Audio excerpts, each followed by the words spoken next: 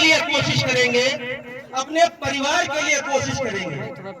आज तक जो हमने झंडा और डंडा उठाया वो समाजवादी पार्टी के लिए उठाया। यहाँ पे बैठे हुए बहुत सारे मेरे भाई, शायद ही किसी ने भारतीय जनता पार्टी को वोट दिया हो, शायद ही किसी ने कांग्रेस को वोट दिया हो, लेकिन जब से समाजवादी पार्टी अस्तित्व में आई, लीडरशिप की बात आई, तब से समाजवादी पार्टी को ही वोट ज्यादातर मुस्लिमों ने दिया। हम लोगों ने सिर्फ वोट दिया समाजवादी पार्टी, और शोषण किसने किया? हमारा समाजवादी पार्टी ने।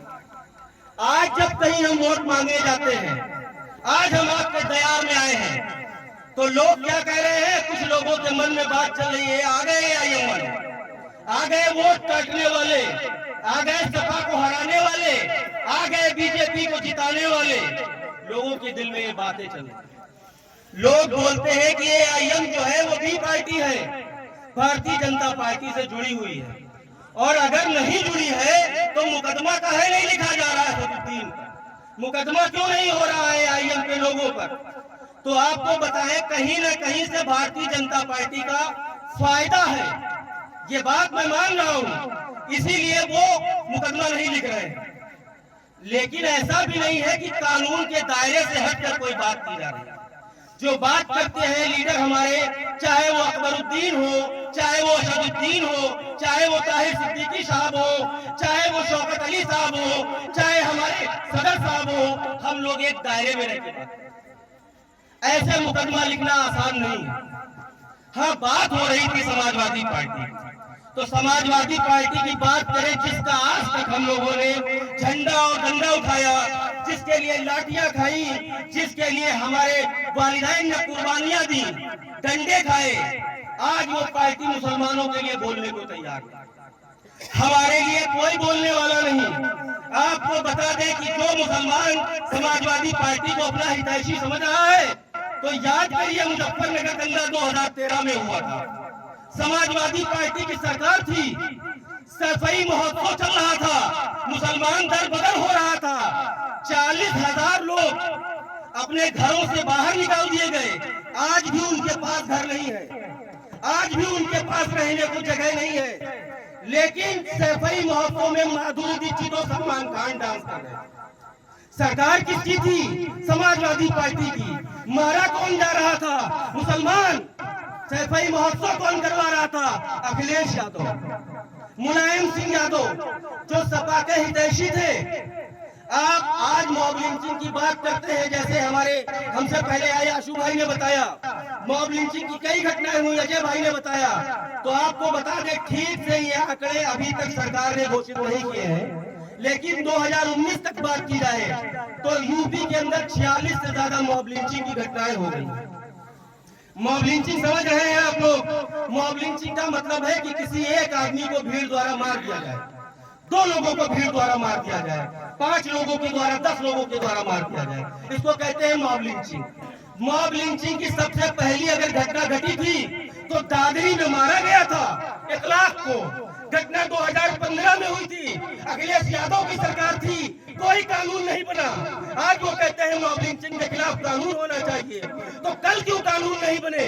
कल तो तुम्हारी सरकार थी, हमारी सरकार नहीं थी। और मुसलमान आज भी पीछे चलना चाहता है सपा के, आज भी वो उनका लीडर चुनना चाहता है। बड़ी बदकिस्मती की बात है कि खड़े होकर पेशाब करने वाले के पीछे हम चलना पसंद करेंगे, लेकिन 5 वक्त की नमाजी के पीछे हम चलना पसंद नहीं करेंगे। हम सोचते हैं कि ये हमारा लीडर नहीं है।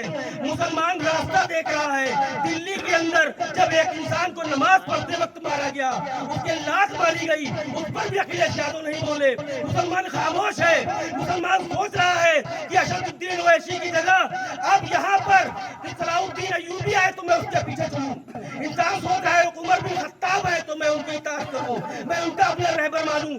तो आपको बता दें कि अब उमर बिन खत्ताब नहीं आने वाले, अब ऐसा कोई लीडर नहीं आने वाला, सलाउद्दीन नहीं आने वाला। अब आया है ओवैसी तो उसकी इताअत करिए, उसके पीछे चलिए, क्योंकि अगर आज आप ओवैसी के पीछे नहीं चले तो कल कोई ऐसा लीडर नहीं होगा।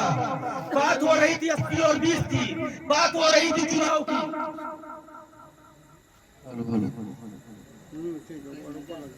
हम जानते हैं कि आज हम चुनाव भले ही ना जीते, लड़ाई 20 और 80 की है। पहले आप अपने आप को इस लड़ाई से बाहर कर लीजिए। आज जो भारतीय जनता पार्टी लड़ रही है, चुनाव जीत रही है, आरएसएस चुनाव लड़वा रही है और जिता रही है उनकी 100 साल की मेहनत। ये आज आप एक दिन की मेहनत नहीं देखिए, ये उनकी 100 साल की मेहनत है। हम जान रहे हैं कि हो सकता है हम चुनाव ना लड़े, हो सकता है हमारी सरकार ना बने, हो सकता है हम 20 सीटें पाए यूपी में, ये हो सकता है। लेकिन हम मेहनत आज के लिए नहीं कर रहे हैं, मेहनत कर रहे हैं कल के लिए, मेहनत कर रहे हैं अपने वजूद के लिए। हो सकता है मुजीबुर रहमान यहाँ पे कुछ ना बने, लेकिन मेरी औलाद बने। हो सकता है कल मेरा AIM का झंडा मेरी औलाद लहराए। आज जो समाजवादी पार्टी काट रही है, हो सकता है कल AIM के झंडे के नीचे कोई हमारा लीडर हो। हमारा लीडर 100 साल में आएगा, 1 साल की बात की नहीं। लड़ाई हम कर रहे हैं कल के लिए, और जो लड़ाइयाँ कल के लिए होती हैं वो लड़ाइयाँ ही कामयाब होती हैं। आपको बताएं कि जंग आज़ादी 1857 से जंग आजादी की शुरुआत हुई थी और 1947 में आजादी मिली थी। ये लड़ाई 100 साल के वजूद की लड़ी जाती है। AIM अभी आपके जो वजूद में आई है, मैं उत्तर प्रदेश की बात कर रहा हूँ, वो अभी चंद दिनों से आप जान रहे हैं कि वैशी कौन है। इससे पहले नहीं जानते थे। ये अलग बात है कि AIM बहुत पुरानी है, 1925 में बनी, 1927 में बनी, लेकिन जब आपने इसके वजूद को जाना तो 5 साल पहले जाना कि वैशी कौन। आपको पहले नहीं पता था कि वैशी कौन है, आज आप जान पाए कि वैशी कौन है। ऐसे इंशाअल्लाह 100 साल के बाद जब हमारा लीडर कोई होगा, हो सकता है कोई गृह मंत्री बन जाए, हो सकता है कोई चीफ मिनिस्टर बन जाए, तो आपको जो लड़ाई लड़नी है वो आज के लिए लड़नी नहीं है, वो अपने कल के लिए लड़नी है।